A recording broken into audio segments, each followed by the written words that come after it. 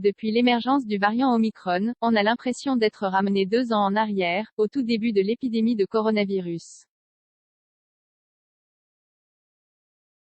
Les frontières ferment les unes après les autres, contre l'avis de l'OMS, mais permettant de gagner 10-15 jours sur l'arrivée du variant Omicron, selon Jean-François Delfraissy, président du Conseil scientifique. Un gain précieux, mais une situation complexe à l'approche des vacances de Noël. Amateurs du cercle polaire, ultramarins souhaitant retrouver leur famille ou simples touristes souhaitant vivre un Noël à l'étranger, de nombreux Français profitent des fêtes de fin d'année pour partir. Où allez-vous pouvoir voyager avec les restrictions actuelles? 20 minutes fait le tour du monde, et de la question. Au Japon, en Israël et en Guinée équatoriale, la frontière est fermée. Le pays du soleil levant a annoncé lundi la fermeture de ses frontières à l'ensemble des visiteurs étrangers, et demande aux compagnies aériennes de suspendre toute nouvelle réservation pour tout le mois de décembre. Seuls les citoyens japonais actuellement à l'étranger peuvent remettre le pied sur l'archipel. Idem en Israël, dont les frontières ont été fermées dès le soir du dimanche 28 novembre. L'entrée des ressortissants étrangers en Israël est interdite sauf pour des cas approuvés par un comité spécial, a ainsi annoncé le bureau du Premier ministre Naftali Bennett. Cette mesure restera en place au moins pour les 2 prochaines semaines. Enfin, la Guinée équatoriale a annoncé ce jeudi en fin d'après-midi suspendre tous les vols internationaux du 6 décembre au 2 janvier. Seuls les déplacements professionnels ou médicaux à l'intérieur du pays sont autorisés, selon le nouveau décret, et les voyageurs devront être munis, en plus d'un carnet de vaccination, d'un test PCR négatif. Aux États-Unis, test de moins de 24 heures exigé à l'entrée. La Maison-Blanche a annoncé ce jeudi que les États-Unis exigeront dès la semaine prochaine la présentation d'un test négatif réalisé dans la journée précédant le départ.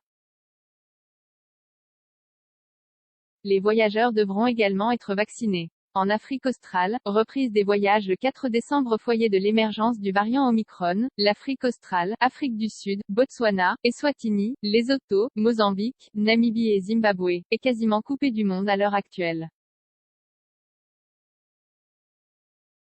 Mais la France a annoncé la reprise des vols à partir du 4 décembre, avec un encadrement drastique, a précisé Gabriel Attal.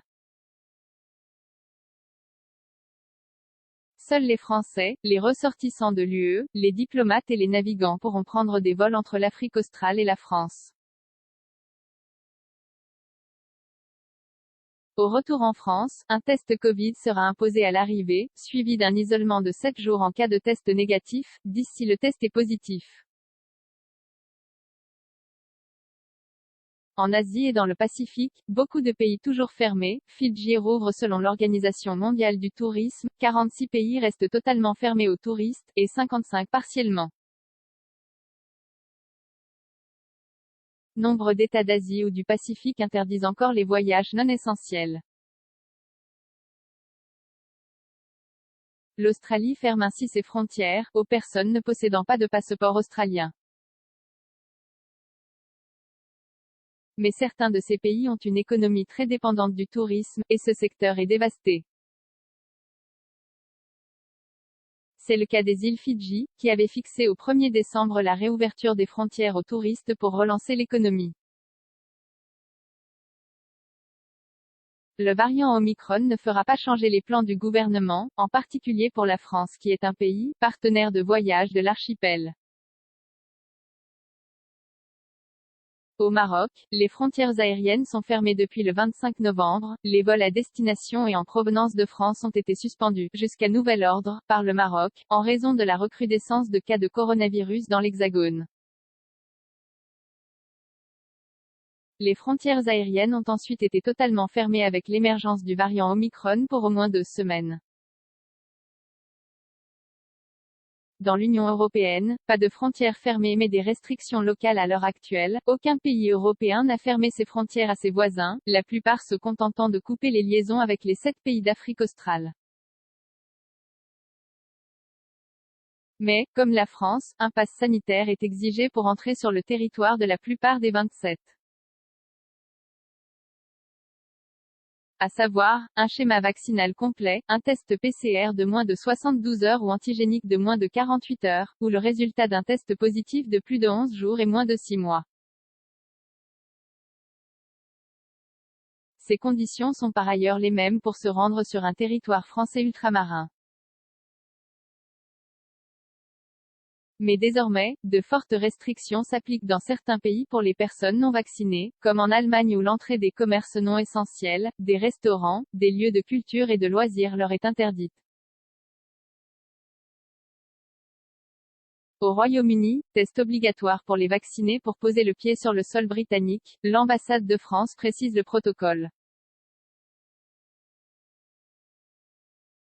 Si vous êtes vacciné, il faudra réserver un test PCR, Day 2, avant le voyage, et s'isoler au Royaume-Uni en attendant le résultat du test.